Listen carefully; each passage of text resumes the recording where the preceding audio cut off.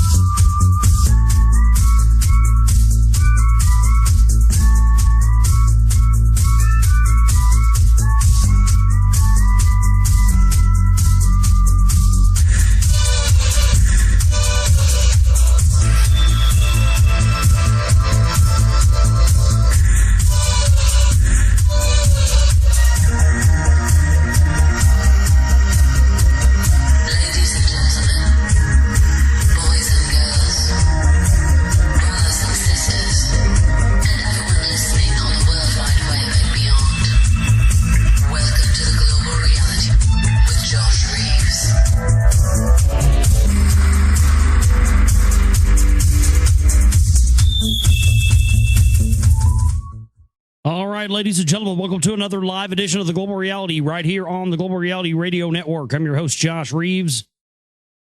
Thank you for being with us. We are back here live with you on the broadcast tonight for, the Metal Monday Moonbat Madness. Say that 8 times fast, will ya? So glad you could join us here. It's 12:40 a.m. Central Standard Time, and this is our first edition of the broadcast of the week. So, as per usual, we will be getting into a ton of news tonight. We'll be getting into all of the current topics of discussion, and I will, as per usual, be giving you my take and spin and everything else on it. And we will see where it goes. We will also be continuing in our reading tonight. And we finished last week. Quite a plethora of information and topics in last week's shows. Missed any of the 4 shows we did last week, definitely go back and hit the archives and check some of those shows out. I think there was a lot of good information on all those shows, but we sort of entered into a very long chapter at the end of the last reading that we did. So tonight we will be continuing after we get through the news, The Gods of Eden by William Bramley. So you have been reading that. We'll continue our reading of that tonight. And so we hope you will kick back, tune in with us tonight, and enjoy the Moonbat Monday edition here, and where we'll be discussing everything that's going on. There's obviously there's tons of things going on, but as I've mentioned before, I'm going to give you what I believe to be the well, I don't know. Some of this stuff, as I've talked about, I'm just not going to let it. I'm not going to let this bog me down in some of the stuff. But that said, there are a lot of things here tonight that I'm going to mention and talk about that on certain days I might skip, for that exact reason, to not get bogged down in all of these different news cycle things. But I got to tell you tonight, there's some of these that I'm going to be covering that probably would fall under that category. But tonight I'm going to cover them because I think that they're at least worth mentioning, now. And not so much to harp on or anything. And some of these are that level, you know what I mean? Some of these are that level of, you could, well, I'm sure there'll be shows out there of some kind harping on any of these particular topics tonight, one by one. So we'll leave that to them. What do you say? I took a trip over the weekend. It was quite enjoyable to get away from looking at news and looking at the screen on the computer and working on the film and doing all that stuff. I'll tell you, it was good to get away. Yeah, a friend of mine had some time away from work and from school and stuff, and had some friends that he wanted to go visit in Northwest Arkansas. So it was up there in Bentonville, Walmartville. So I'd never been there before, and I'd been to many places in Arkansas, but never been to that area so much. I think maybe once, but I thought, they had a 3.2 earthquake up there. I don't know, 4 or 5 months ago. We covered it here on the show when it happened. I think it was back in October or something. And with all the stuff I've been looking at on the New Madrid quake, the Arsenal, can't remember the name of it. It was that Arsenal that we talked about. It's located up there in Little Rock, where allegedly they were pumping this VX gas into the ground, and that's what's really been causing the earthquakes up there, even though they've been trying to been blaming it on hydraulic fracking.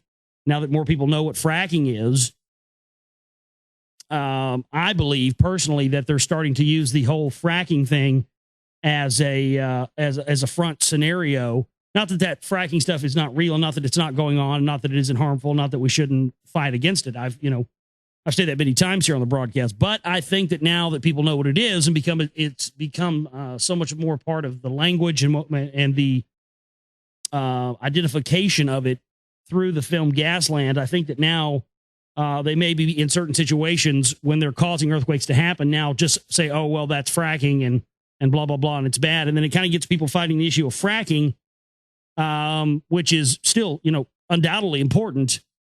But just like everything that we have discovered in our research, there is always a level above that. And what they like to do is they like to get you down here just concentrating on the base level issue and not looking at the higher level things that had to happen and the people that had to be involved for that to get there. I think 9/11 is a classic example of that. There's much higher levels of power going on who could pull off an event like September 11, 2001 than, neocons and Dick Cheney and Condi Rice and all this stuff. So I think that's that's definitely there. There's something, it's a lot bigger than that. So we're going to be getting into all kinds of news here for you tonight. Various topics of discussion. If you'd like to email in a question tonight, globalrealityshow@gmail.com. It's globalrealityshow@gmail.com. If you have any questions, have any topics, comments, things that you want me to cover, send them over there. But as I said, I like I was saying, I went up there to Arkansas. It's very interesting because I have some information that kind of concerns Walmart and stuff. It's going to be in the film. I didn't have time to really film anything while I was up there, but because I just went up there for 2 days. But I did actually get to see some things and kind of see with my own eyes the place where NAFTA and through Sam Walton, who was a Merovingian bloodline. We'll be talking about this in the C Right Volume 2, though. There's going to be a little piece in there on this because I don't want to give it away. I don't know. I got to save some stuff for the film, But anyway, let's you can go find all this stuff on your own if you go do a little research. But really what it boils down to is that beyond any shadow of a doubt, Sam Walton was involved in ensuring that United States jobs went elsewhere and that cheap products got flooded in, and he was working with these interests that were socialist and communist in nature, and working with extensively with the left wing, and of course with the Clintons and everything else, and the fact that he was the Council for National Policy member, the Knights of Malta, and all this stuff. Yeah, I mean, we'll be getting into that to the film, which is a fascinating thing to see. And I did actually talk to some people up there who knew about New Madrid. They knew about. I was really impressed that the people that I talked to, and I didn't get a chance to talk to a lot of people, but I did get a chance to talk to a few people about the earthquake stuff while I was up there. I couldn't get anything on footage because some of the conversation was just kind of quick and there was no chance to get to the camera. And so I just kind of had to take it, as I could get it. But some of the stuff that was said, I found interesting because it seemed to me that the people in Arkansas seem to be concerned about this, which is good. I mean, everybody seems to be pretty fucking freaked out up there that, these earthquakes are going on, especially in light of the Japan thing, I think, as well. And a lot of people seem to be informed. I was one young lady I talked to actually before I could say it.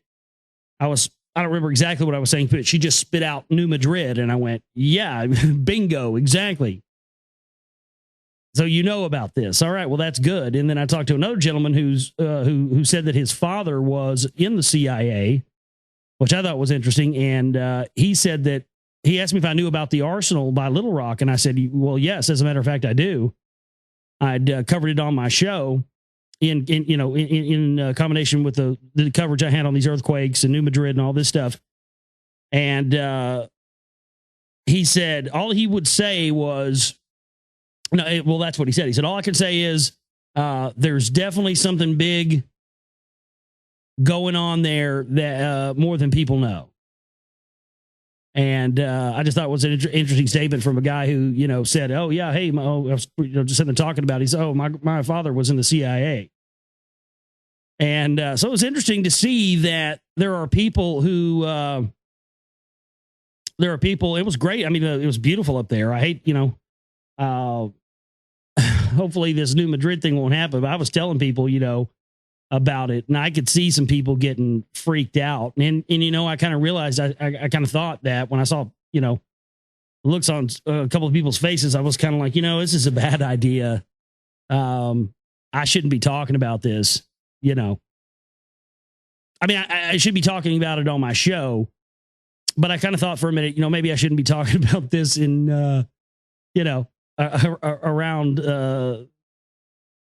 I mean, well, I don't know. If somebody came in, if I was going somewhere and I was just like at a bar or a restaurant or something, and I heard somebody that wasn't from Texas talking about how, you know, Texas was about to get the shit blown out of it, I'd be freaked out. You know what I mean? And some people just aren't ready for that information. So I was kind of like, I should probably not bring this up anymore. But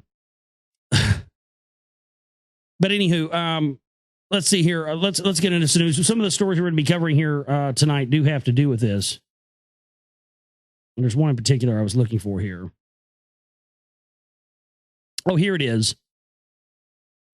This came out, and I think I covered this last week, but I did cover this last week, but I want to cover this again. Rankings contradict stability of Arkansas Nuclear One. Now, this is in Little Rock, Arkansas, which is not too far from where I was in Bentonville. And what's interesting about this, why is this news article that I've had up on my tab since last week refreshing the page on me as I go to read it? Anybody else but me think that that's a little fucked up? I've had this up on my fucking tab since March 16th when it came out. And now it's refreshing on me. This is bizarre. Right as I go to read it. So essentially what this article talks about, rankings contradict stability of Arkansas Nuclear One. They have the same type of nuclear plant that Japan had, the GE created plants. And there's all this contradictory information as to the level of earthquake that it can withstand. So, I mean, this is very, very suspicious to me. And it even says here that Osberg says Nuclear One is 50 miles from the Greenbrier Swarm and 150 miles away from the New Madrid fault line.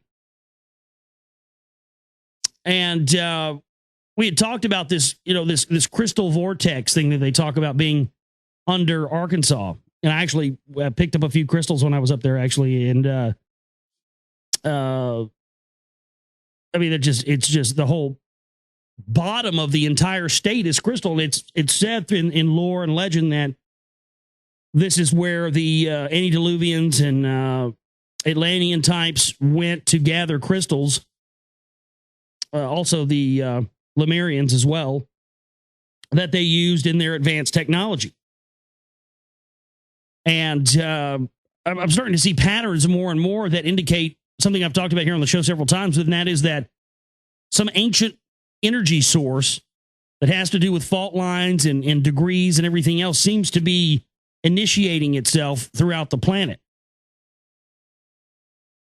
And if there are things there under Arkansas that would have to do with this, it sure would be a perfect cover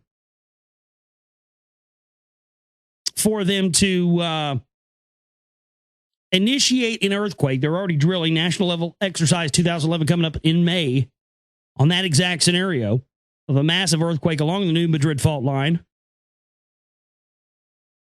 And with our current evidence on past earthquakes, we know, as in the case of Haiti, they knew 2 years ahead of time there was going to be an earthquake. When it was, they did nothing to stop it. So we can only believe with the evidence that they used technology to enhance it.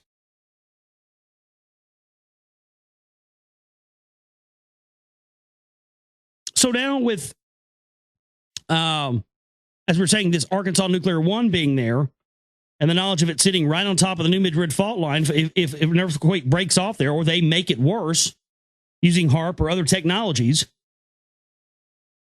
and they cause this to melt down, it's going to cover up whatever this crystal vortex thing is and not allow it to be used. Now, isn't that interesting? I mean, we had these chambers found in the Great Pyramids just a day before the unrest there. The Sheba, the Palace of Sheba in Yemen, where the Ark of the Covenant is said to be located. We don't have to mention Iraq and that whole deal. I think that was one of the first that was starting to activate. And probably it was the first that was starting to activate because it was the oldest, because it was located right smack dab in the middle of ancient Mesopotamia. You starting to see patterns here, folks? It's almost like they're drawing us a line, like a timeline on the places that whoever put these things there went from. You notice? I mean, look at that. Don't you think it's a little interesting little thing that, I mean, especially when you look at Japan, I think, Tyson, you've got that massive underground city or underwater city off the coast of Japan. Has anybody even thought about that? What if that's starting to rise out of the ocean? What if that's part of this cyclical thing? So it really does make me wonder. It seems like everything now is having a disaster and civil war and everything else, where there are these ancient relics where it's possible this ancient technology is located at that may be revealing itself on this timeline that ties into the things that are said to happen in 2012 and beyond. And I'll tell you another thing that really, I was thinking about this, and I've been thinking about this more and more, and I've been talking about it here. And then I started thinking about the whole idea of this, and I was going, you know, I know there's some sort of tie-in with AI, you know, massive AI supercomputers running the show, things like Caesar 3 and more. And then I saw this and I went, oh my goodness. Just in the case of, you know, this earthquake happening in Arkansas and affecting the nuclear reactors there, this was stunning to me. This came from the Daily Yomiuri Online, Japanese newspaper. New cyber virus found in Japan, Stuxnet designed to stalk offline servers via USB memory stick. Now listen to this. Stuxnet, a computer virus designed to attack servers isolated from the internet, such as power plants, has been confirmed on 63 personal computers in Japan since July, according to major security firm Symantec Incorporated. The virus does not cause any damage online, but once it enters an industrial system, it can send a certain program out of control. Remember a few months ago when we were covering all the Stuxnet attack stuff here? And they kept talking about, you know, how it had spread to Japan and all this through these USB memory sticks. Listen to this, folks. This is going to blow your minds.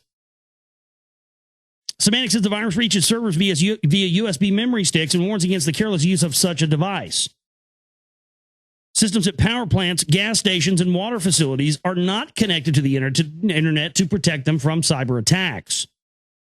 A Symantec engineer who has analyzed the virus and said it was made using advanced technology, and it is highly likely a well-funded organization, not an individual who produced it. The virus has spread throughout the globe via the internet.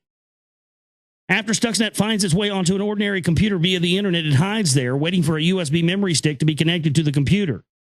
When it transfers itself to the memory stick, the USB device is then connected to a computer linked to an isolated server. It can enter the system and take control of it. As computers that harbor Stuxnet do not operate strangely, the virus can be transferred to a memory stick inadvertently.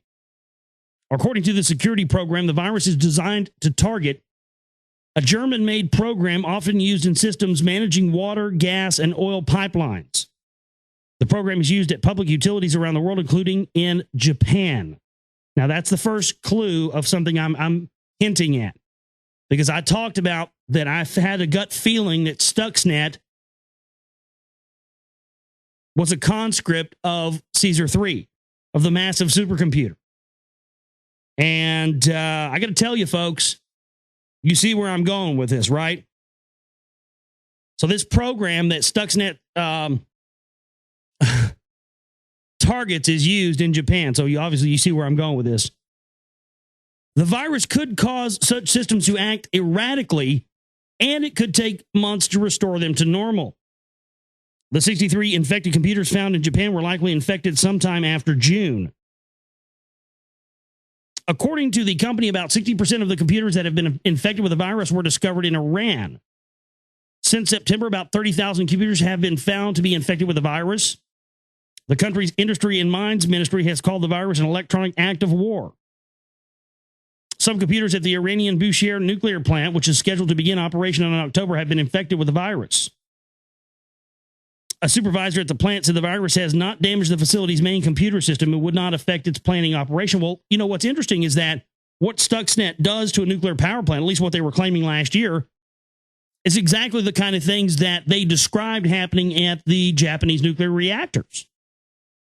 I mean, to a T. They went to shut down the systems and the pumps and everything, and it was non-responsive. Well, that's exactly what they described Stuxnet doing.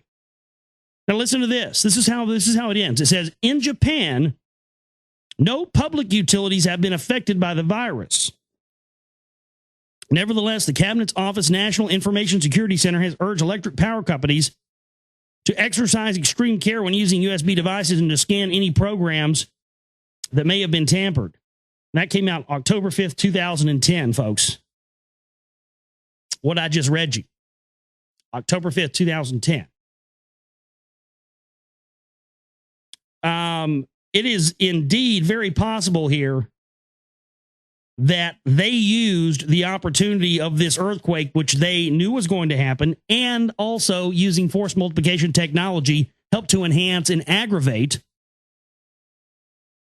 so that they could launch the Stuxnet virus to ensure what happened with these nuclear programs happened exactly the way they wanted it to, so it could then further, as I talked about last week, the doing away with of nuclear power and nuclear weapons, so the supremacy of space-based weapons can be brought into fruition. This article really wraps that up for me. I really, really think that's what we've got going on here.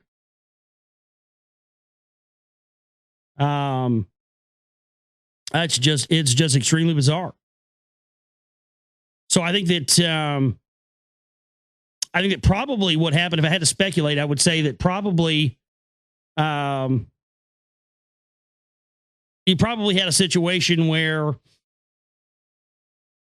it probably leaked out and somehow found its way regenerating itself and made its way into the Japanese facility, or very well could have been placed there with intent, which I would say would probably be the more plausible explanation. But it would be very, when we see what they have to gain, and that's always the question you always have to ask: who benefits, who gains? When you see the doors that this will open, the scaremongering they've been able to get to achieve, didn't somebody say that the big enchilada is now selling, like, InfoWars edition sodium iodide pills.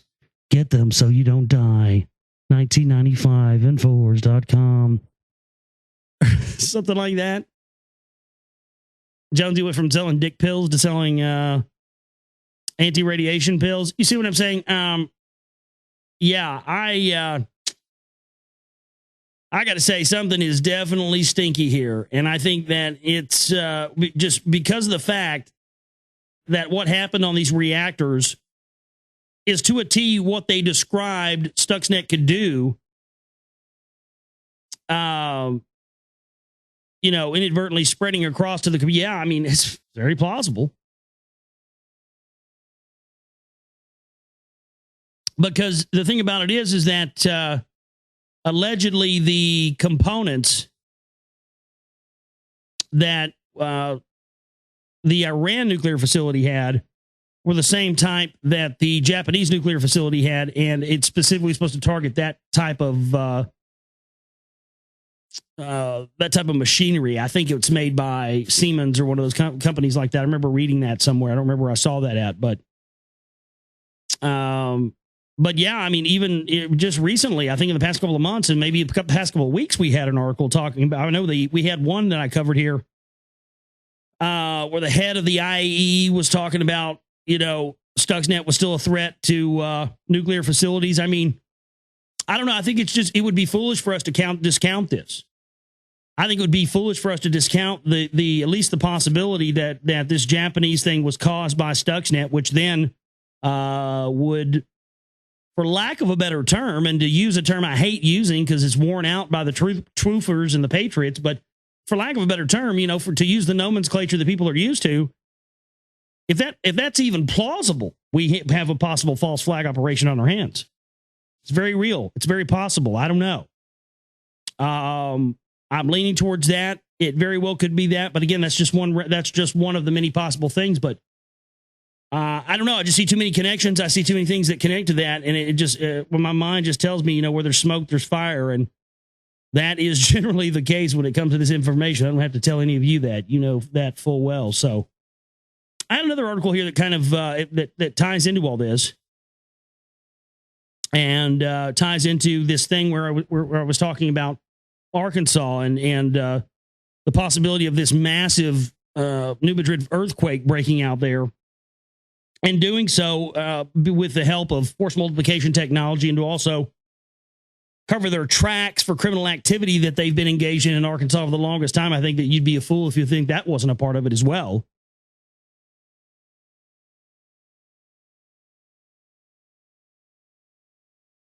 Let's see. Where did it go? Could quartz mineral hold the key to predicting earthquakes and volcanic eruptions?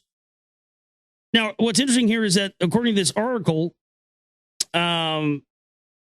crystals and quartz crystals are abundant along major fault lines, and the more that are located there, the more possible there is to be a massive earthquake. And I'm going, well, nothing fits the bill better than Arkansas. The mineral quartz could help scientists predict earthquake tremors and volcanic eruptions, according to a study. Underground crystal deposits of the stone are abundant wherever fault lines occur and indicate a weakness in Earth's crust that is likely to lead to a geological event, scientists found. In research that could lead to saving thousands of lives in future disasters, they believe the mineral accounts for the movements of the continental plates, like the Asiatic plate moving under the North American plate that caused last week's Japan earthquake. Marta Perez Gusini of the University of London and geophysicist Anthony Lowry from the Utah State University published their findings today in the journal Nature. Lowry said, certainly the question of why mountains occur where they do has been around since the dawn of time. But their findings come after they repeatedly found a link between quartz deposits and geological events that they said were eye-popping. So there you go. And again, the whole bottom of the state of Arkansas is said to be crystal. I mean, my goodness, the crystal shops that they have around here. I got a few things for myself, and I got a few things for Jamie and Delphi. And the things, I think I spent $20 or $30, something like $30, I think it was. And the amount of things I got for $30 would have been like $150 probably at a local shop, because they're just everywhere up there, So this would definitely, like I said, when I was, sort of talking to those people up there, it's like, well, they were like, well, what do you think? Do you think something's going to happen? I'm like, well, I don't know. Depends. Do you really want to know? Or would you like me to lie to you? Because if you want me to tell you the truth, you're not going to like what I have to say. And I think this is definitely a good sign of that. They used an EarthScope, a computer program that uses geological and geophysical techniques to look at the structure of the North American continental plate. EarthScope, huh? A computer program that uses geological and geophysical techniques to look at the structure of the North American continental plate. Well, that's good to know in this article that comes from the Daily Mail out of the UK, not from America, that we have that technology. EarthScope, huh? Oh, just going to drop that in there. Oh, yeah, we have the ability. It's called EarthScope. Yeah, we can look all the way underground. We can look all the way at the tectonic plates. We can see all the way where they're sitting. We can tell probably with pinpoint accuracy, cut hair accuracy, I would say, exactly when an earthquake is going to occur. I mean, it sounds like HARP technology, doesn't it? Earth penetrating tomography. Wouldn't you say that's what EarthScope sounds like? They used EarthScope, a computer program that uses geological and geophysical techniques to look at the structure of the North American continental plate. The information they gathered showed that quartz minerals were a good indicator of the weakness in the Earth's crust. The team linked the properties in rocks to movements with the Earth's quartz which contain trapped water that is released when heated under stress, allowing rocks to slide and flow in what Lowry termed a vicious cycle.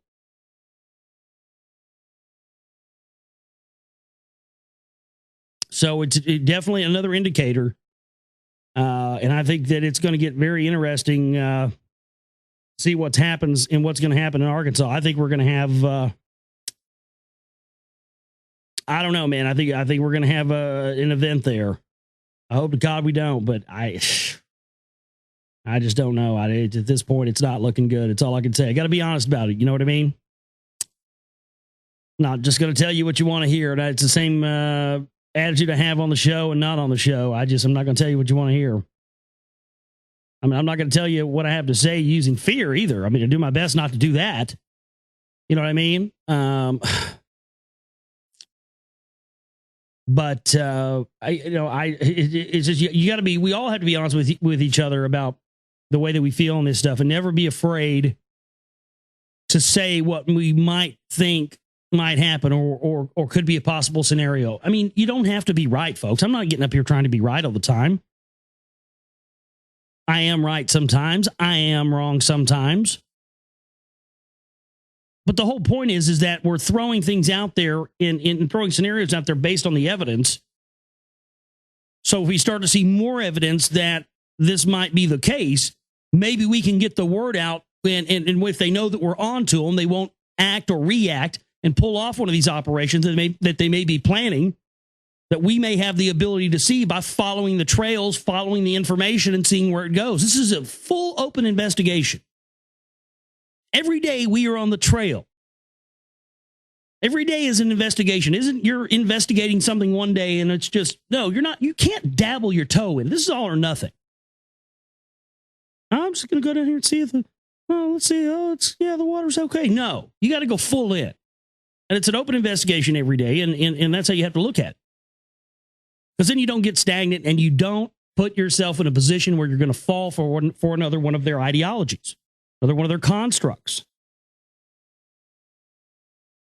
Anyway, we're going to take a break, come back, and love to have an email. Got one email I want to read tonight, and would love to have your emails at globalrealityshow@gmail.com. It's globalrealityshow@gmail.com. I'd love to have it over there, and we will address anything you might have on the show for you here tonight.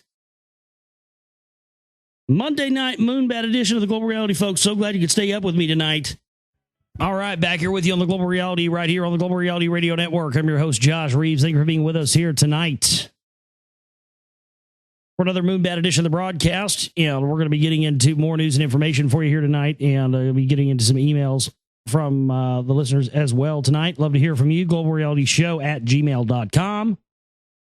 That's globalrealityshow@gmail.com, so you can hit me up over there, and love to hear from you if you have anything that you'd like to have me discuss here on the show tonight, or if you have a question, if you have a comment, wide open over there to take anything that that you might want me to discuss with you here.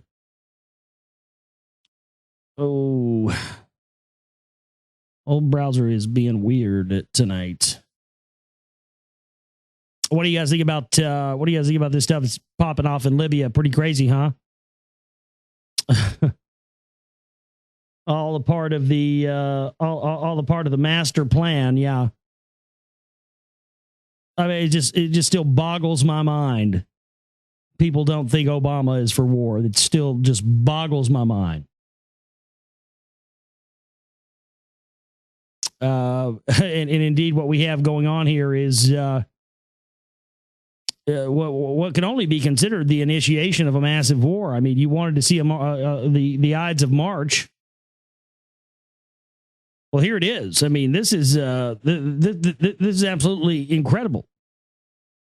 The Japanese earthquake combined with this, with what's happening now in Libya, this is out of control. This is insane.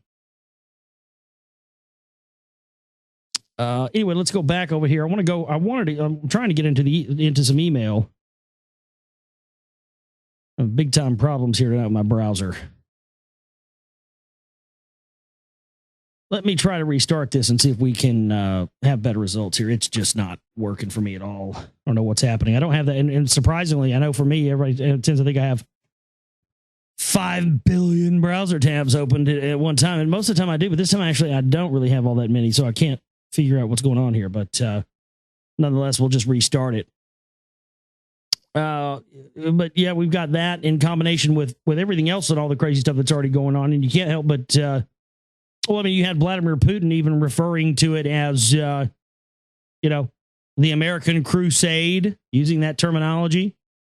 And that's exactly what it is. It's the Crusades 2.0. This is all about the destabilization of the Middle East so that it can be claimed to bring about the fulfillment of their bullshit, phony prophecy of the priest class. That's what it's about. So as soon as my... browser's now coming back up here. I wanted to read an email here from one of our listeners and chatters. Side Girl in the chat room had sent me this. It says, Showtime will be premiering its new series, The Borgias, presenting its spin on the legendary family of gangsters, politicians, and popes. Interesting. Well, I hadn't heard about that. I'll definitely have to check that out to see if I can find that online and stuff as it comes out. Trying to see. I don't guess she put in here when it starts, but I'll look that up and because from what it sounds like here in the email, it sounds like it's something that might, because certain things when you watch it like that, man, it, inadvertently just yields little clues to you. You know what I mean? You'll notice something in something that somebody says, or you'll notice a specific piece of iconography, or little telltale signs that you can glean information from that sort of further the landscape of the nomenclature that we have to talk about when it comes to this type of information. She says, wondering if this will be an occasion for viewers to educate themselves or digest something that has been prepared for them to serve other agendas. She says that I will withhold judgment until I have viewed the series in its entirety. Good advice. It does boast a few big-name movie stars like Jeremy Irons as Pope Alexander. I've read a bit about the Borgias and the Italian Renaissance history from some of the primary sources, so as always, I expect to be viewing this quote-unquote historical epic spectacular from a sharply critical, skeptical, and even cynical perspective. There's no absolutely objective history, only a humble presentation of available data. Agreed. What makes it worth the time is to seriously evaluate the polycentric character of the priestly classes. Seriously, who talks like that? My goodness, that is amazing. Every time I read something that she writes, I feel like I'm at a third grade level. I'm not shitting you, man. It's like, it's almost intimidating. I read something she writes in the chat room sometimes. I'm like, my goodness, I feel like a freaking third grader. That's a hell of a sentence right there. What makes it worth the time is to seriously evaluate the polycentric character of the priestly classes. As Charlie Sheen would say, print that. God damn. That says it all, huh? Especially the various configurations and contortions of their jockeying for power and spoils. It must lead to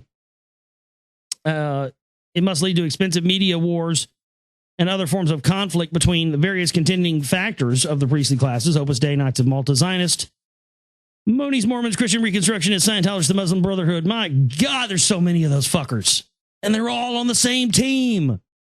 They just spread themselves out between these, various groups and entities and everything else. And they think if we're just so spread out, if we just have so many groups, people will never figure this out. And then, the advent of the internet allows us to collate things a lot more efficiently. And so now we can see a grander picture of how these are all connected. Certain aspects of the factions already have seized the ground in Hollywood, and the Catholic Church, with its ongoing scandals, is a sitting duck. The factions of the priestly class will be waging subtle forms of gang rivalry against each other. I would say they are already doing that. Very psychologically oriented at first. with only the potential of escalating to actual violence or civil conflict. Hollywood TV popular culture is their biggest arena right now. It always has been since they've had it. I mean, it's definitely been, in to quote Howard Beals from Network, the greatest goddamn propaganda machine ever unleashed on mankind. It's where they spin their rival narratives of sacrifice, salvation, and submission. And yes, sacrifice, salvation, and submission are definite narratives I have seen, I don't know how many times in the past month or two, depicted in movies and everything else. I mean, we've seen it at least in the past few months. So there.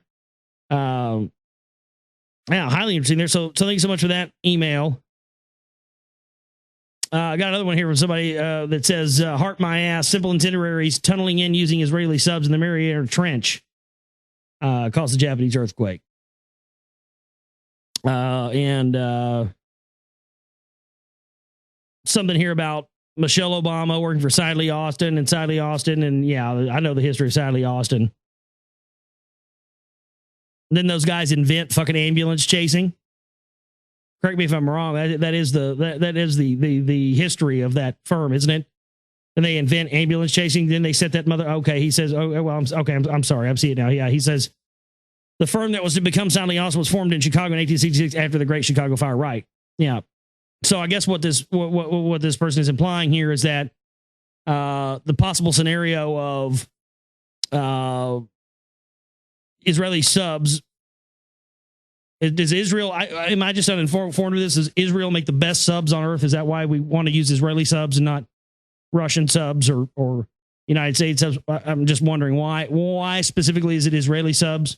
Is that because Obama is owned by Israel? I mean, is that what it is? I don't know. So I guess what this person is implying is that, yeah, they used Israeli subs to tunnel in the Mariana Trench and plant explosives and to be able to, cha-ching, cash in on insurance. Hey, don't they always? Wouldn't surprise me in the least bit. Sounds as possible as anything else. Sure as hell does. Well, that's all the emails we have. GlobalRealityShow@gmail.com if you want to get in with any more tonight. And so I'm definitely going to be getting back into more news. Let's see what else we have.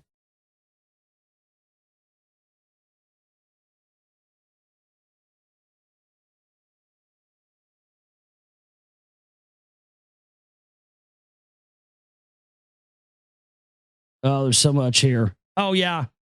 Youth pastor sexually exploited teens to help them gain purity. We're gonna fuck for the Lord. We're gonna fuck for the Lord. We're gonna fuck for the Lord. Praise God. I'm gonna bring your purity out of you, little boy. Mm-hmm. Yes, I am.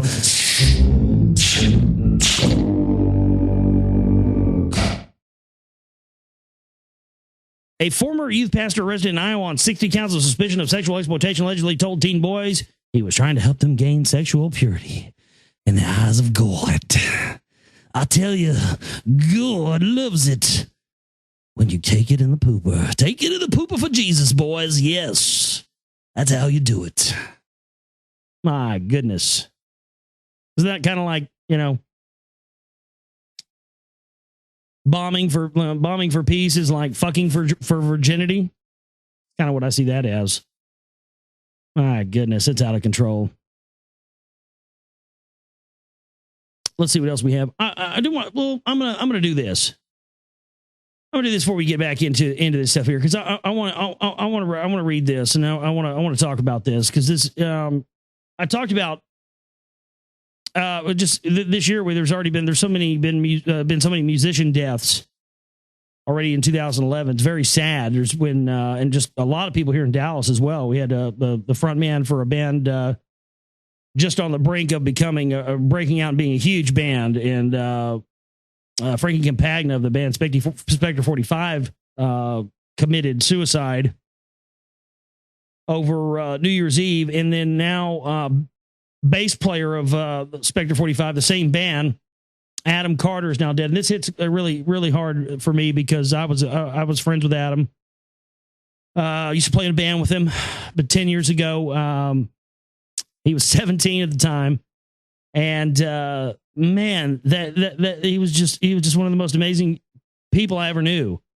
And he and I got kicked out of the band we were in at the time because the cock-sucking lead singer at the time, and I don't know if it's pretty funny. I think he was just an asshole.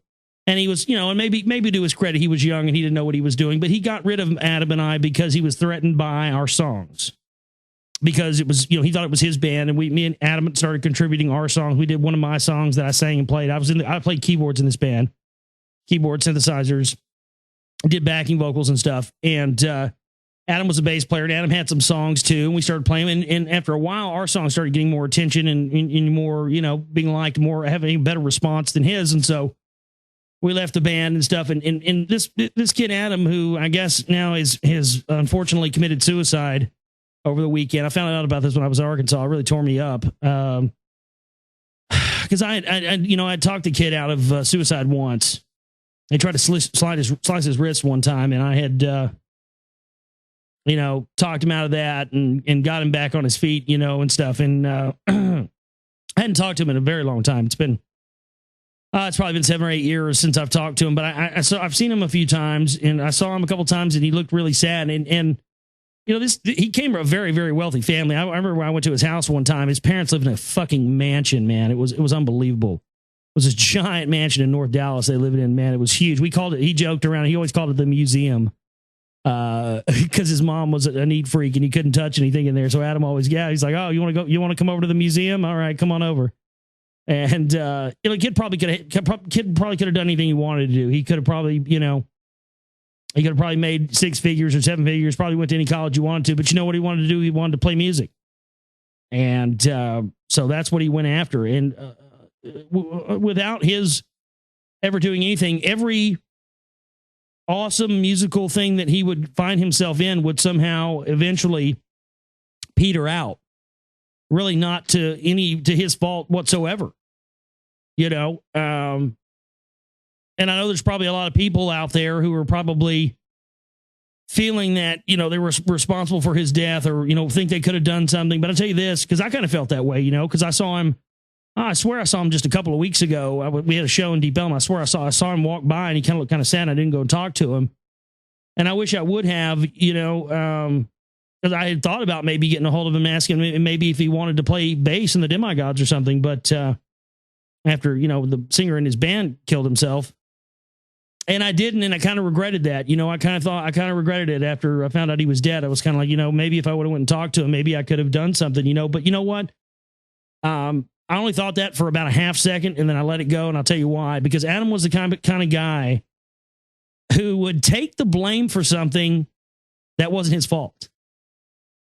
And every band the guy ever was in, he got in one band. He was in one band called Somebody's Darling. They won this talent contest that's held locally here every year. They won first place, and they got a record deal with Shiner Beer Records. And right after they got this record deal, Adam wasn't in the band anymore. They kicked him out of the band. I was like, man, every band this guy gets in, something happens. And then, of course, with his newest band, they had just had a documentary made about him. They were, I think they probably had record labels interested in him. And then, all this happens. And so at 27, too, the kid was 27. And, but Adam, he wouldn't want anybody to feel responsible for him taking his own life, but himself.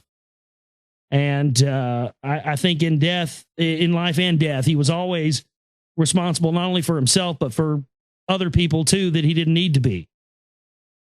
And so I just wanted to take the time on the show to honor my friend and my bandmate, because, I don't know how somebody gets to that point where they feel like they don't have anybody or anything left. There's nothing else they can do.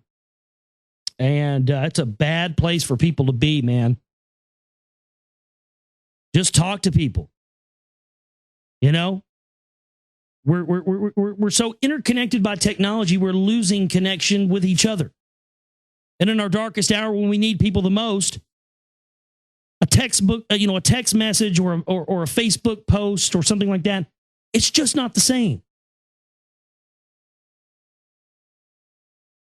So let's not lose our connections with each other, the real things that really matters. Because if we do, does any of the rest of this even matter?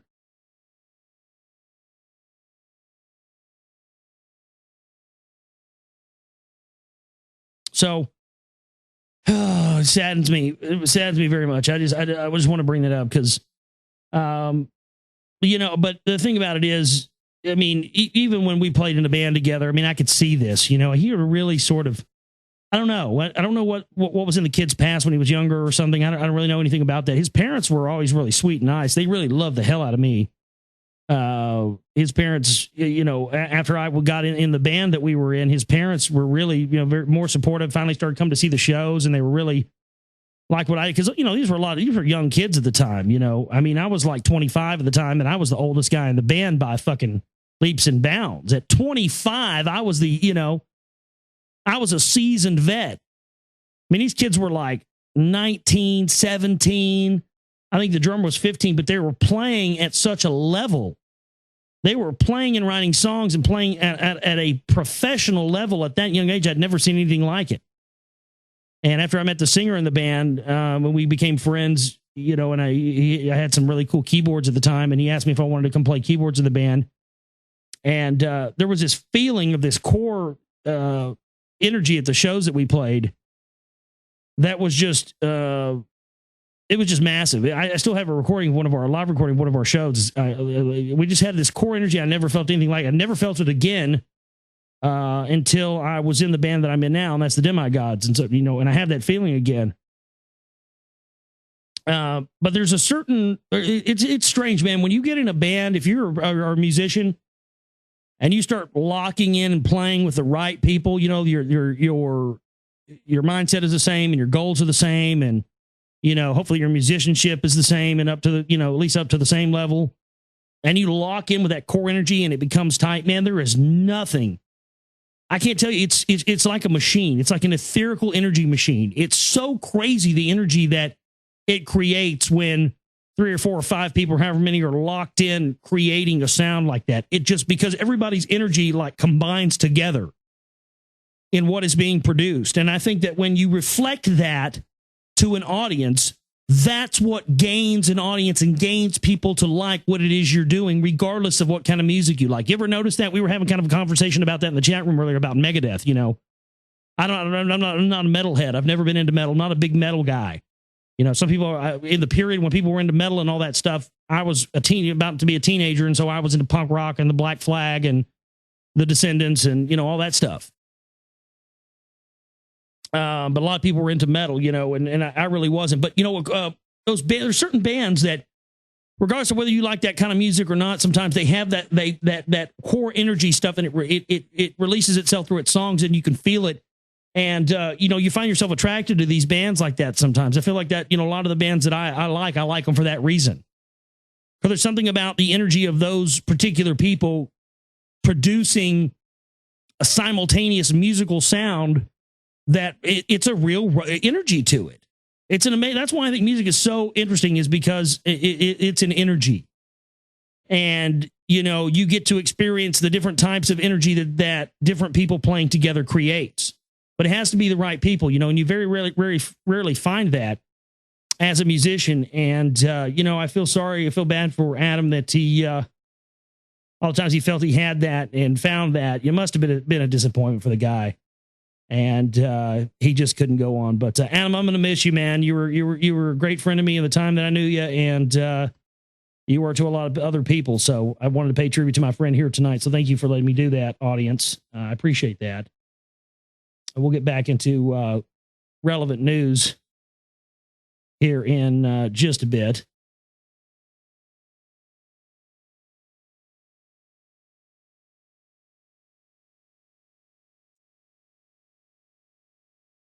Oh, this is great. This is the first goddamn news story I saw when I woke up today. And I saw it and I went, you know what? I'm going back to sleep. Because if this is what the day holds, I may not get out of bed today. You ready for this one?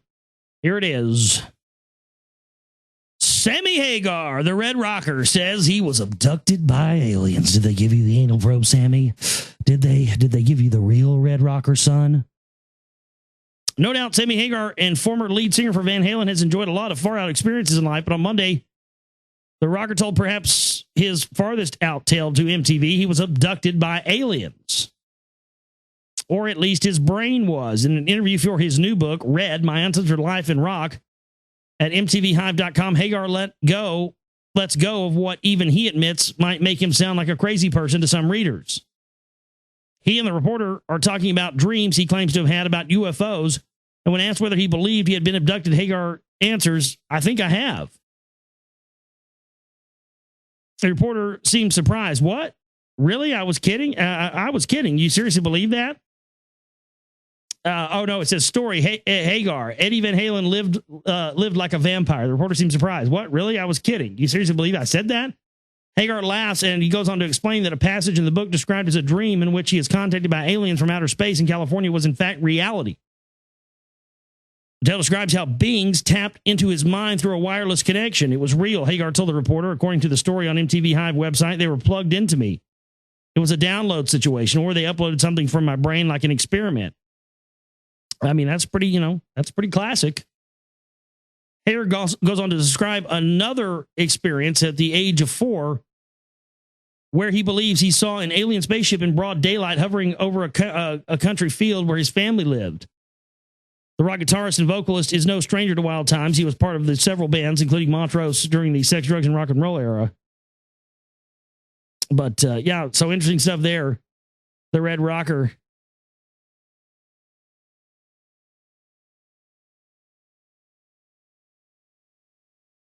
And you knew this was coming, because it's all about subterfuge. It's all about confusion. It's all about, let's get people so they don't know what the fuck to think.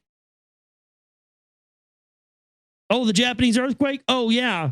That was caused by Nibiru being too close to the United States, to the world. No, it was caused by supermoon.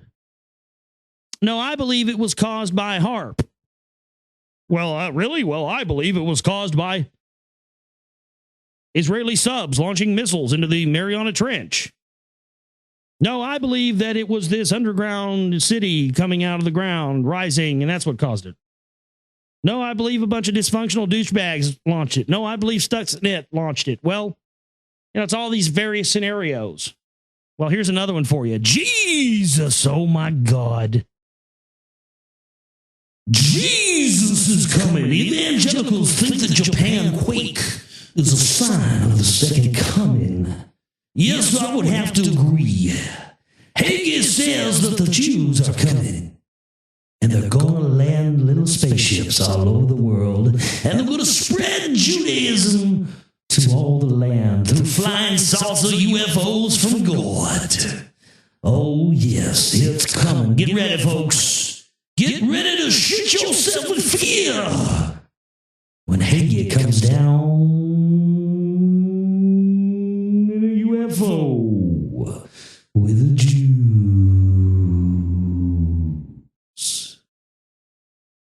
It's time for a change of lyrics in that kid's praise song, J is for Jesus, according to Reverend Franklin Graham. J is not for Jesus, it's for Japan as well.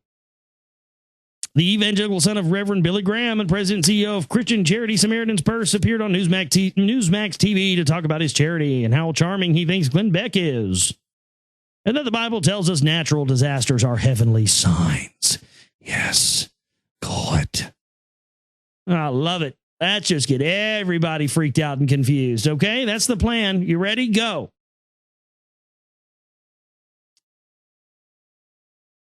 Unbelievable shit here.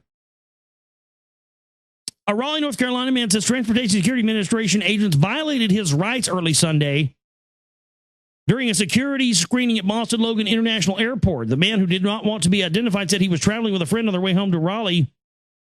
When they were asked to go through full body scanners, which they did, they said, "We're not satisfied." He said the man, who is autistic, said he was then asked to remove his belt and suspenders. The man said he requested a pat down instead, and a friend traveling with him said that she asked agents if they could do the screening another way. They did not put him in a private area. Instead, they insisted that he undress in public. The man says when he tried to take off his suspenders and belt, his pants fell down, exposing part of his underwear. Happened to have my pants drop down around a lot of people, he said. His privacy was not being protected. His rights as an individual were not being protected. TSA spokeswoman said that anyone who requests a private screening should be given one. Well, hopefully with this, what we have here in this next story, that fucked up problem won't happen to anybody else. Listen to this. It's from the Daily Mail. I've got an idea, and it's not pants. The X-ray proof underwear that protects air passengers' modesty. And I was talking about, I was joking around one night. I was like, yeah, I'm going to get the Josh Reeves limited edition cod piece for drummers out there. And then I thought, look at this. It's a fucking cod piece, dude. You put these cod piece underwear on, and like supposedly it protects you from X-rays. Look at that. Is that tight, dude? Wear them on the outside of your jeans like that? That's fucking, dude. Pull a Spinal Tap and wrap a cucumber in foil and stuff it in that motherfucker and walk up to the TSA agents, dude. We'd have a revolution by morning. TSA scanners would be out of airports by next week if that happened. That's what I've been saying the whole time. Get you a pair of these draws, wrap you a cucumber in tinfoil and stuff that motherfucker and walk up there, dude. Yeah, go ahead, scan my ass. Here it is. It's Nigel Tufnell style. X-ray proof underwear protects passengers' modesty when they're walking through airport. Full Scotty body scanners could soon be available. Steve Bradshaw, 54, has invented underwear and vests for men and women that are covered with a special paint made from a mixture of metals and glass. The t-shirt printer claims that the coating masks body parts, but still allows operators to see dangerous objects such as guns, knives, and explosives. He was inspired after being questioned by armed police and missing a flight when he refused to enter a naked scanner at Manchester Airport earlier this year.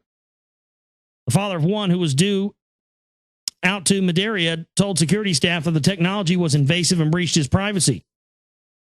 The machines operate at different wavelengths, and the pants contain materials which react to radiation at different wavelengths, Mr. Bradshaw said. The paint contains barium sulfate, aluminum, ground glass, and other materials.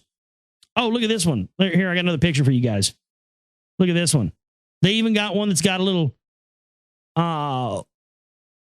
little titty protector on it. Look at that. And some granny panties.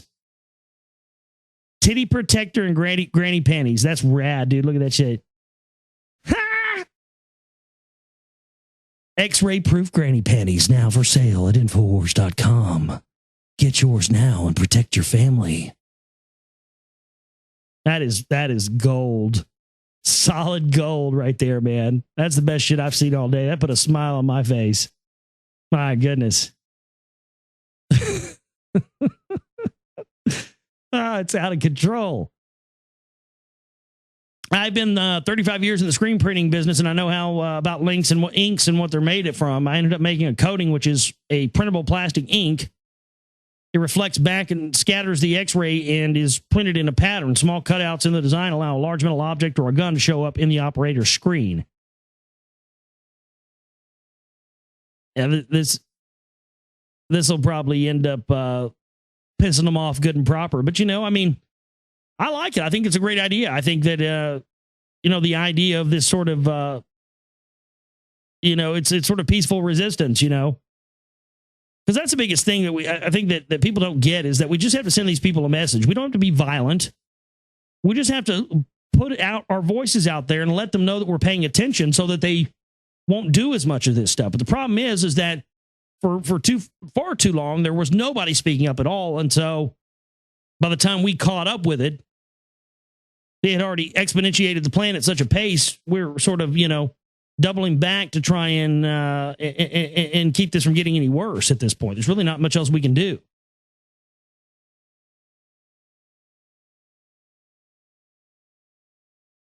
Secret of time travel could be unlocked by the Large Hadron Collider. Scientists claim, this is from the Daily Mail today, it's long been the stuff of science fiction fantasy, but time travel could be a real possibility, say scientists. Furthermore, they believe that the 17-mile-long Large Hadron Collider LHC based underground near Geneva holds the key.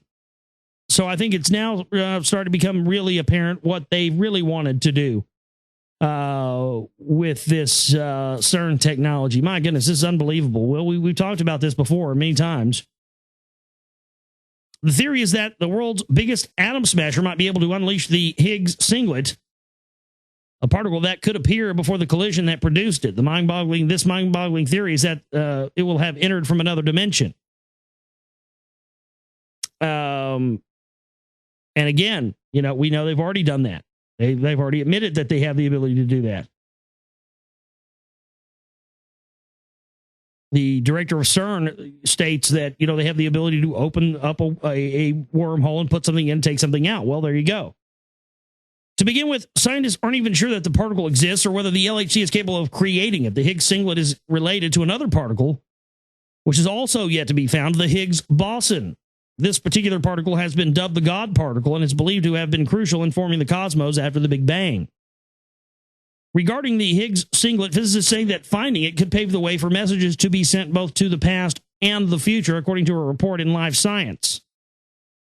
Our theory is a long shot, but it doesn't violate any laws of physics or experimental constraints, said physicist Tom Weiler of Vanderbilt University. Writing on the research website, arxviv.org, Mr. Weiler and fellow scientist Koi Man Ho explained that if LHC manages to find the elusive Higgs boson, then a Higgs singlet may be produced at the same time. To prove their theory, the team needs the LHC to show evidence of the Higgs singlet particles and their decay products appearing at the same time. If that happens, it means that they will have been produced by particles that have gone back in time or through another dimension to predate the collision that produced them in the first place. The theory that allows for the Higgs boson singlet to jump back and forth in time is called the M theory. This holds that we exist in a four-dimensional membrane, 3 dimensions of space and 1 of time, that floats in a 10 or 11 dimension universe. Well, my God, that's been written about for years and years and years. I've read about that in tons of various different things, from esoteric writings to spiritual teachings, all kinds of stuff. Yeah. Unbelievable. I think oh man, this is insane. They're actually figuring out how to access other dimensions now, folks. You understand? That's what they want this for. It's been said that the progeny of the ones that were cast out from heaven are the people that are in control of this planet. And if that's true, and there's anything to this idea of the progeny of those that created mankind trying to, quote unquote, storm the gates of heaven to get back in, I don't know, man. If there's anything to that, this would be how they would do it. Period. End of story. They're trying to get into other dimensions and access other dimensions, either to go into other dimensions or to put things into it, or bring things out of it. Oh man, and that's exactly what the director of CERN said. Take stuff in and put stuff in and take stuff out. All known forces and particles are stuck in the 4D membrane, but experts believe that the Higgs singlet is not and is able to diffuse into other dimensions. One of the attractive things about this approach to time travel is that it avoids all of the big paradoxes.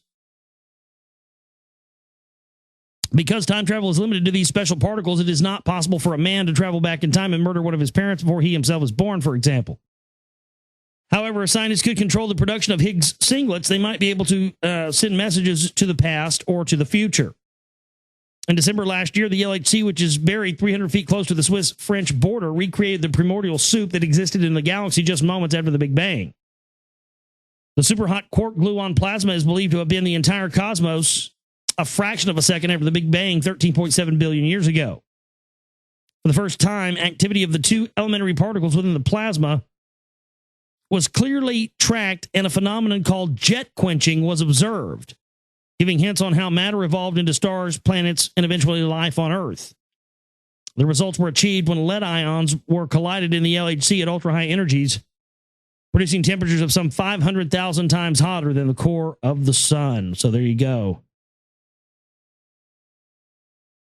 I think this thing's going to definitely play in big time into all the things that are happening that we discussed earlier with all these different things around the planet. I think this is going to play in very much in the future, folks. That's why we continue to document and cover stories concerning CERN. I think it's a big piece of this.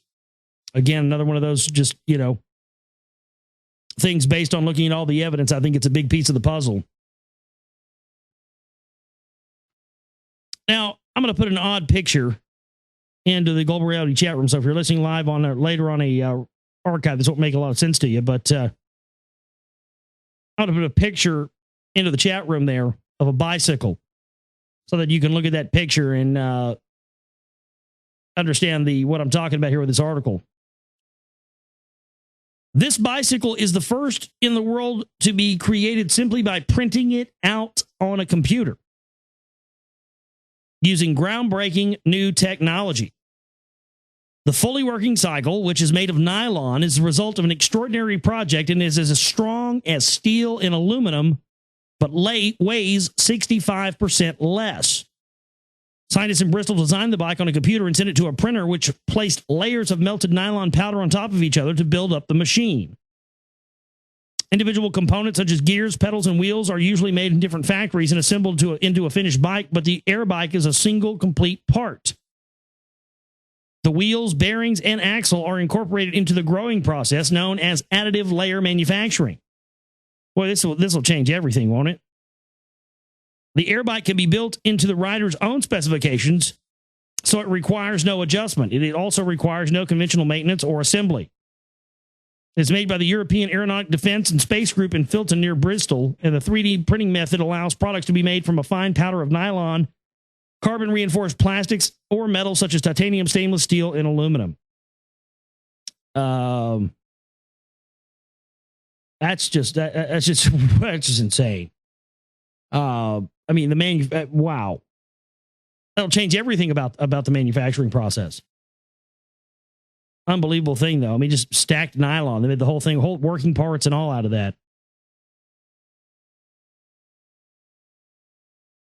Oh, did you guys hear what Warren Buffett said? Yeah, Japan's crisis is a great buying opportunity. Yeah. Oh, it's a great time to buy now that we have this Japanese earthquake. Yeah, they're just reveling in this shit, aren't they?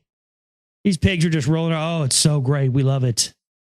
Every time there's a goddamn tragedy, we have a chance to buy. I love it. Warren Buffett, yeah. As a presidential candidate, Senator Barack Obama emphatically stated that the Constitution does not give the president the authority to unilaterally authorize a military attack unless it is needed to stop an actual or imminent attack on the United States. Obama made the assertion in a December 20th, 2007 interview with the Boston Globe when reporter Charlie Savage asked him under what circumstances the president would have to have the constitutional authority to bomb Iran without first seeking authorization from Congress. The president does not have the power under the Constitution to unilaterally authorize a military attack in a situation that does not involve stopping an actual or imminent threat to the nation, Obama responded. As Commander-in-Chief, the president does not have a duty to protect and defend the United States. In instances of self-defense, the president would be... Oh, I'm sorry, he said he does have. As Commander-in-Chief, the president does have a duty to protect and defend the United States, Obama continued. In instances of self-defense, the president would be within his constitutional authority to act before advising Congress or seeking its consent. History has shown us time and again, however, that military action is most successful when it is authorized and supported by the legislative branch. That was his quote from December 20, 2007. Obama did not seek congressional authorization before joining allies, including Great Britain and France, in taking military action against the regime of Libyan dictator Colonel Muammar Gaddafi in order to establish a no-fly zone over that country. The action was approved by the United Nations Security Council, but not by the U.S. Congress. In a follow-up question in its December 2007 interview, the Boston Globe asked Obama if the Constitution gave the president the power to disregard a congressional statute put on some type of limit on the way the troops could be deployed. Here, too, Obama deferred to the constitutional authority of Congress. No, the president does not have that power, Obama told the paper. To date, several Congresses have imposed limitations on the number of U.S. troops deployed in a given situation. As president, I will not assert a constitutional authority to deploy troops in a manner contrary to an express limit imposed by Congress and adopted into law. There it is. That's where he said it, and you were already starting to see the shitstorm break out. Kucinich is already saying this is grounds for impeachment. I mean, it's going to get out of control. Speaking out of control, how many of you out there that have been paying attention to this stuff for a long time remember Liberty Dollars? You guys remember Liberty Dollars? I remember when that stuff came out back in 2007 when Ron Paul was running for office, they sold these Liberty dollars that had Ron Paul's face on them. A lot of people bought them. They were silver, gold, and bronze coins. And they were essentially telling people that that these could be used in the time of, our currency being devalued, and these could be used in exchange for currency. And the guy, it was coincidentally enough, and I don't believe in coincidences, so I have a feeling this guy was a fucking spook.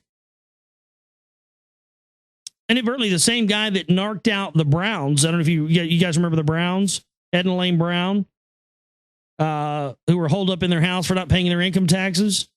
Well, the guy that was the insider that ended up allowing the cops to come in and take Ed and Elaine Brown, that same guy happened to coincidentally be the same guy who used one of these Liberty dollars at a restaurant, was arrested. And this gentleman also was arrested for having a gun holster on his belt without a gun in it. And when that happened, guess who came to his rescue? Larry Pratt from Gun Owners of America paid his bail and got him an attorney and everything else. So you see the connections here? I remember Mike Chambers interviewed that guy one time, and he just dropped off the phone in the middle of the interview, just like without a trace. And he came back like 30 minutes later. And when he came back and Mike said, "Hey, what was the deal? What happened? Why did you drop off the phone?" He said, "Oh, some of my friends came over and wanted me to drink with them, so I did." You're in the middle of conducting a radio interview, dude, and that's how you act? Anyway, Liberty Dollar news here, not good. Something about this tells me this was probably an operation from Jump Street. At least it smells like it to me. I think somebody got set up and, provocateured. I don't know. This whole thing stinks. The leader of a group that marketed a fake currency called Liberty Dollars in the Asheville area and elsewhere has been found guilty by a federal jury of conspiracy against the government in a case of domestic terrorism. Bernard von Nothaus was convicted Friday at the conclusion of an 8-day trial in the U.S. District Court in Statesville. The jury deliberated less than 2 hours, according to the Department of Justice. Charges remain pending against William Kevin Inns, an Asheville man who authorities say recruited merchants in western North Carolina willing to accept the barter currency. According to court records, Inns was indicted along with von Nothaus in 2009. Attempts to undermine the legitimate currency of this country are simply a unique form of domestic terrorism. My God. U.S. Attorney Ann Tompkins said, that is a fucking... I'm sorry, it deserves one. I had to give that. I mean, that is one of the most suck Satan's cock things I've ever read on this show. Attempts to undermine the legitimate currency of this country. Well, I don't know about you, man. Maybe you're not as informed as that millions of other fucking people on this planet. Our currency is not fucking legitimate in any way, shape, or form. Calling it domestic terrorism. I told you guys. And who was pushing these motherfuckers? Alex Jones had them on his show for a sponsor for a while. Alex Jones also hooked Larry Pratt up with this gentleman when he got caught that case on having the gun holster. So we have a connection between that guy, the same guy that brought down Ed and Elaine Brown, being connected to this Liberty Dollar thing. Jones pushed this. He had them for a sponsor. And then what do we have here? We have a case against some, probably some well-meaning patriots. They're now going to spend 25 plus years in prison. And I guarantee you that snake, Alex Jones, I guarantee you that motherfucker probably had a hand in it. Where there's smoke, there's fire. And he was definitely connected to them. He had connections, links to them. That's the kind of stuff I'm talking about. That's why these phonies need to be exposed. Speaking of that, we have the donate button and the chipping banner at my website. I hadn't plugged that tonight. If you want to use the chipping banner there just for the bills for the month to pay so we can meet our goal for the month to pay the bills and everything. And the donate button's there for films and everything. Thanks to everybody who continues to donate and support us. I love you guys so much. We're pushing forward into the future here. And, this last story here kind of reminded me of that and kind of reminded me of why, The Secret Right Volume 2 is an important movie for me to get out there to the people and why I'm continuing to take so much time to make sure it's the best it can be. And with the continued support of you, the listeners out there, I thank you so much, because that's a case in point. That's why we got to expose these guys, so that good, well-meaning people who are trying to do the right thing because they feel a threat is upon them don't get caught up in this bullshit that these phony patriots and phony truthers are trying to get them bogged down in. And that's really, to me, the importance of the information exposing the Council for National Policy, Alex Jones, the Jesuit Order, the priest class. On top of the importance of the fact that of everything else we know about this, we just can't afford to have any more good people buying into these phony ideologies and the phony hucksters out there that are working to get people hurt, killed, or incarcerated.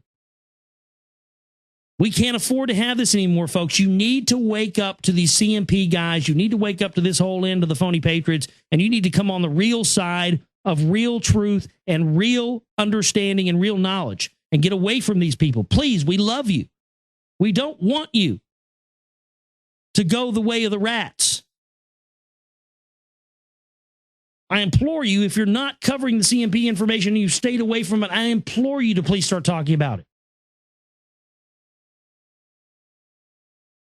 That's it. Break time. We're going to come back after we get back from this break. We're going to get into William Bramley's got. All right, back here with you on the Global Reality, right here on the Global Reality Radio Network. A little Pink Floyd for you. Oh, I fucking love that tune. Going back to life. I saw that tour from that exact live album that's from. I saw back in '94 at the old Texas Stadium here. I swear to God, I think it was like 17 or 18. I swear to God, I was the only person at this concert that was not on or under the influence of psychedelics, because I didn't do those until I was, older than that. But it was, I can't imagine. An unbelievable show. The size and scope and they played fucking Dark Side of the Moon in its entirety, the whole thing. I mean, so they started out the set and they played like, a bunch of old Pink Floyd, like Syd Barrett era stuff. And then which was crazy. They played a few songs off their new album, and then they played a bunch of classics. And then they took a break and they came back and they did Dark Side of the Moon in its entirety, front to back, dude. I mean, it was unbelievable. And they had the whole stage was shaped like an eye. The shape was staged like an eyeball. And in the center of where the pupil is, it was a screen. And I remember even at that time, because when they were playing, the lunatic is on the grass. The lunatic is on the grass. And during that part, they were showing like Imelda Marcos and like Bill Clinton and all this like political stuff. And like when the saxophone part came, it was like Bill Clinton playing the saxophone, which kind of, was showing all the stuff. It was very cool. There's one part where they flew an actual airplane. It was like a model airplane. They flew it through the stadium, and it flew into the side of the stage and exploded. And I know there were some people there that were tripping balls and probably thought that shit was real, because I mean, it looked real. I was sober. Unbelievable. And then after they got done playing Dark Side of the Moon all the way through, they came back out for an encore, and they did Wish You Were Here. Followed Wish You Were Here with Comfortably Numb. And during Comfortably Numb, when Gilmore was playing the solo, they had a giant mirror ball, a disco ball, a giant mirror ball above Texas State. And this motherfucker had to be 50 feet. It was just huge, just massive ball. Well, in the middle of while Gilmore is playing his solo and this mirror ball is spinning around Texas Stadium, the fucking thing opens up like a flower UFO. And when it opens up and blooms like a flower, it's just emitting light. It was the most blinding. It was more blinding than the sun. It was so epic. And I was like, when it couldn't get any more epic, it started raining. And right in the middle of while they started playing Run Like Hell, when he's doing the, it starts pouring down rain. And they're all just drenched, and we're all drenched. And then the show was over. Oh man, it was epic. Magical show. And Pink Floyd never toured again, and they've never come back. I've never had an opportunity to see him again, and they're not going to. And Nick Mason is dead, and yeah. Oh, that was just one of those moments for me. It's just like, if that's what you can do with music, then somehow, some way, I got to have a piece of that. Because if that's what you can do with it, that's pure magic. So here you go. We are going to be continue reading here tonight from William Bramley's The Gods of Eden. I'm going to pick up here, back up a little bit where I left off the other night, just for continuity purposes. The chilling, let's see, here we go. We were talking about the mystery schools and mystery religions, raw. That's sort of where we left off the other night. So here we go. Let's jump into it now. The mystery schools not only twisted spiritual knowledge, they greatly restricted public access to any theological truth still surviving. Only the pharaohs, priests, and a few others deemed worthy were accepted into the schools. Initiates were required to take solemn vows never to reveal to any outsiders the secret wisdom they were taught. Students were threatened with dire consequences if they broke the vow. The restrictions were reportedly established to prevent misuse of high-level knowledge by those who might degrade the knowledge or use it harmfully. While this is a legitimate reason to develop safeguards, the restrictions imposed by the mystery schools went far beyond simple security. Entire social and occupational groups were denied membership. The vast majority of the human population had no hope of entering the schools. Their access to surviving spiritual knowledge was therefore severely limited. The biblical revolving sword preventing access to the tree of knowledge was being put into place by those who ran the mystery schools. The mystery schools caused spiritual knowledge to evaporate in another way. These schools forbade its members from physically recording the school's most advanced teachings. Initiates were required to only relay the information orally. Relay it orally. Yeah, like Bush and Jeff Gannon. No, there is no faster way to lose knowledge than to forbid its being written down. No matter how sincere and well-trained people may be, word of mouth will invariably result in changes to the ideas being relayed. With a word substituted here and a sentence omitted there, the semantic precision needed to communicate an exact scientific principle will be lost.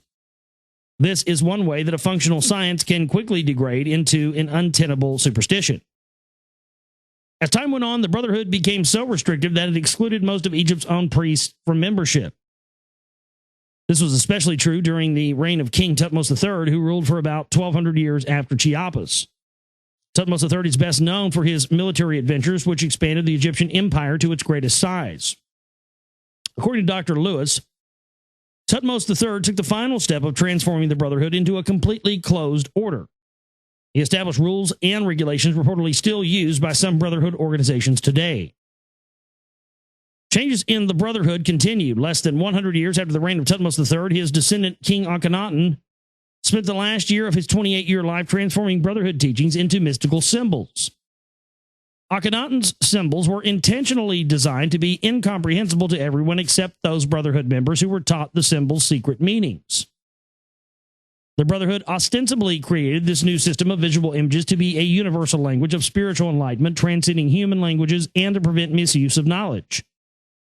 In real fact, the intention was to create a secret code designed to make spiritual knowledge unattainable to everyone except those admitted into the increasingly elite Brotherhood, and apparently to eventually obliterate spiritual knowledge altogether. Well, that's incredibly interesting considering all the stuff that, Freeman has said about Barack Obama being Akhenaten and stuff like that. Because, that's kind of hard to deny. I mean, when you look at, does it seem like with what we see going on in Yemen and Egypt and Japan and Haiti and all these places, does it seem like Iraq? Does it seem like the plan to, as it says here, eventually obliterate spiritual knowledge altogether? Doesn't that seem like that's what's going on right now? It's very strange, isn't it? The translation of spiritual data into bizarre and incomprehensible symbols has brought about the spectacle of honest people trying to decode garbled symbols in a quest for spiritual truths which can and should be communicated in everyday language understandable by anyone.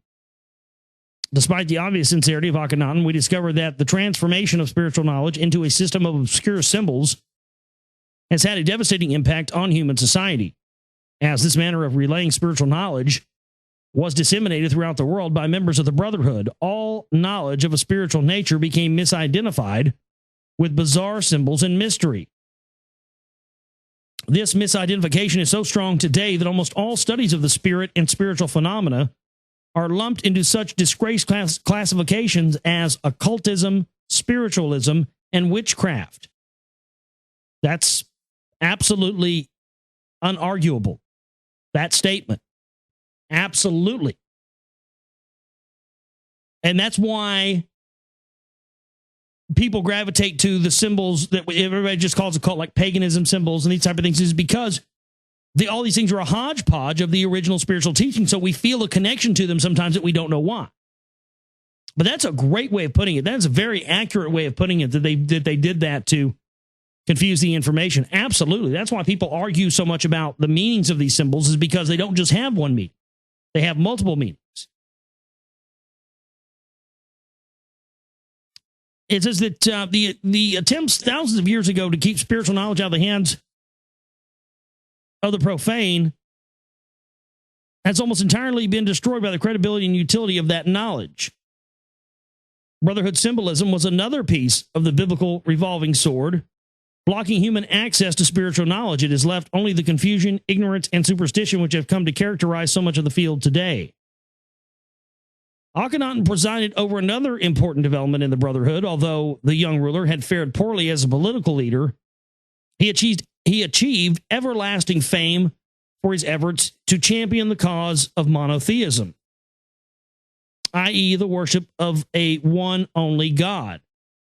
Monotheism was a Brotherhood teaching, and many historians cite Akhenaten as the first important historical figure to broadly promulgate the concept. To aid in the establishment of the Brotherhood's new monotheism, Akhenaten moved the capital of Egypt to the city of El Amarana. He also relocated the main temple of the Brotherhood there. When the Egyptian capital was moved back to its original situs, the Brotherhood remained in El Amarana. This signaled an important break between Egypt's established priesthood, which resided in Akhenaten's monotheism, and the highly exclusive Brotherhood, which no longer admitted most priests to membership. The ancient Egyptian empire eventually decayed and vanished. The Brotherhood of the Snake fared much better. It survived and expanded by sending out from Egypt missionaries and conquerors who established Brotherhood branches and offshoots throughout the civilized world. These Brotherhood emissaries widely disseminated the Brotherhood's new one-God religion and eventually made it the dominant theology throughout the world. Again, that's right there. That's the key of how the priest class with the ancient knowledge that went back to the time of the ancient Sumerians was corrupted, made into the priest class, and brought into world religions that we know today by the sheer fact of keeping mankind in ignorance about its true meaning and giving us this hodgepodge of bullshit that we have no context for. In addition to launching one God theology, the Snake Brotherhood created many of the symbols and regalia still used by important monotheistic religions today. For example, the Brotherhood temple in El Amarana was constructed in the shape of a cross, a symbol later adopted by the Brotherhood's most famous offshoot, Christianity. Some Brotherhood members in Egypt wore the same special outfits with a cord at the loin and a covering for the head as later used by Christian monks. The chief priest of the Egyptian temple wore the same type of broad-sleeved gown used today by clergymen and choir singers. The chief priest also shaved his head in a small round spot at the top, an act later adopted by Christian friars. Many theologians hail monotheism as an important religious breakthrough. Worshipping a spiritual one only God is indeed an improvement over the idolization of stone statues and clumsy animals. Unfortunately, Brotherhood monotheism still did not represent a return to complete accuracy. It simply added new distortion to whatever spiritual knowledge still remained. Based upon what we are coming to know about the nature of the spiritual being, we find that two false twists appear to lay in the Brotherhood's definition of a supreme being. Firstly, brotherhood monotheisms, which include Judaism, Christianity, and Islam, teach that a supreme being was the creator of the physical universe and of the physical life forms within the universe itself. In an upcoming chapter, we will discuss the likelihood that spiritual beings were born of a supreme being out of some sort, but physical creatures and objects probably were not. As some other religions have noted, if our universe is the product of spiritual activity, then it appears that all individual spiritual beings within the universe are responsible for its creation and or perpetuation. The scope of a supreme being would actually extend far beyond the creation of a single universe. Secondly, a supreme being is usually portrayed as a spiritual being capable of possibly unlimited thought, creativity, and ability. That's the whole secret of the brotherhood, as he's talking about. I wish William Bramley would just come out and say it. Because the real reality is that if we could understand our true potential, we would know that we are capable of unlimited thought, creativity, and ability. Humans are. That's one of the whole secrets these fucking people are keeping from us.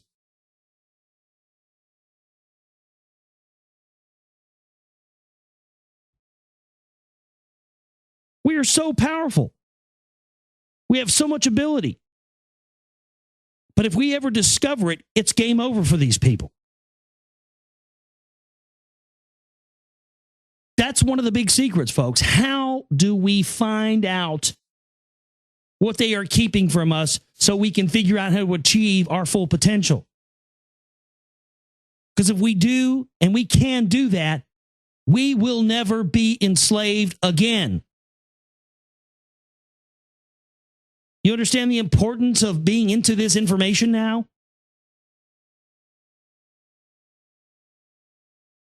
That's the big secret. We are the supreme being, every one of us. That's what they don't want us to figure out. A supreme being is said to be an entity which can make and unmake universes. Well, that's what Kabbalism is. Real Kabbalism, not the fake Christianity version that Madonna and Britney want to try to sell you, but real Kabbalism is the ability to bring about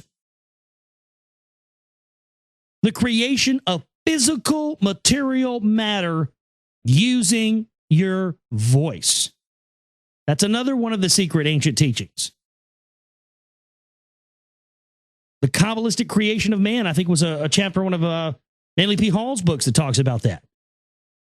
Supposedly, when you learn, when a true Kabbalist learns how to manifest material reality using only their voice.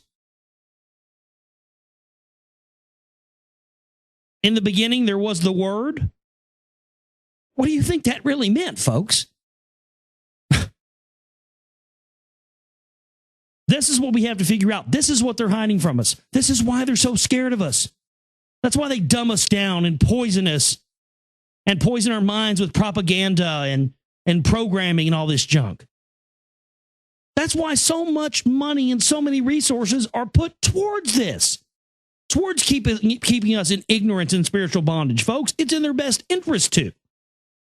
They have to expend that many resources. Otherwise, it's over for them. And I believe it is over for them no matter what anyway. At least now, the genie's out of the bottle. Why must we be limited to only one such being? This is the big question. Is there any reason not to suppose the existence of 10 such beings or 100? Or an almost infinite number? It appears that the brotherhood definition of a one God actually describes the native potential of every spiritual being, including the true nature and capabilities of every spiritual being, would therefore be hidden by doctrines which state that only a supreme being may enjoy pure spiritual existence and unlimited spiritual potential. Brotherhood monotheism would actually hinder human spiritual recovery and prevent people from grasping the true and probably much broader scope of a supreme being. Brotherhood monotheism was another piece of the biblical revolving sword to prevent access to spiritual knowledge. It also allowed the custodians to greatly elevate their own status as a part of its new monotheism, and the brotherhood began to teach the fiction that members of the custodial race were the physical manifestations of a supreme being. In other words, custodians started pretending that they and their aircraft were the one only God. History records that they used extraordinary violence to make Homo sapiens believe the falsehood. Few lies have had as devastating an impact on human society, yet it became a prime mission of the corrupted brotherhood. From the time of Akhenaten to the modern day, to make humans believe that the custodians and their aircraft were God. The purpose of this fiction was to enforce human obedience and to maintain custodial control over the human population. In no case is this clearer or the results more visibly tragic than in the biblical story of the ancient Hebrews and their one God named Jehovah. So we will end right there for tonight. Chapter 7, Jehovah. That's going to be coming up to, well, we won't be having I won't be having a show tomorrow because I'm going to be on for 3 hours tomorrow night with Lee Rogers, live over there on Oracle Broadcasting at oraclebroadcasting.com. 3 hours commercial free. Myself, Lee Rogers. Hope you'll join us over there tomorrow night for that show. It should be a good show. It always is an epic show when we're over there. So definitely tune in for that. The only way we stay commercial free, the only way we continue on with films and the radio show and music and everything else we're trying to do here, folks, is through you, our supporters. And the chip and banners there for the bills for the month, so we can reach our goal by the date set, by the 1st. Actually, I put second on there, but it's actually by the 1st. And also for the films and for everything else to help us grow and grow bigger. We always need support. And I just appreciate everybody out there continuing to tune in and listen, and just everything everybody's been saying lately and talking about the show. It's just been great. I appreciate everything everybody's doing.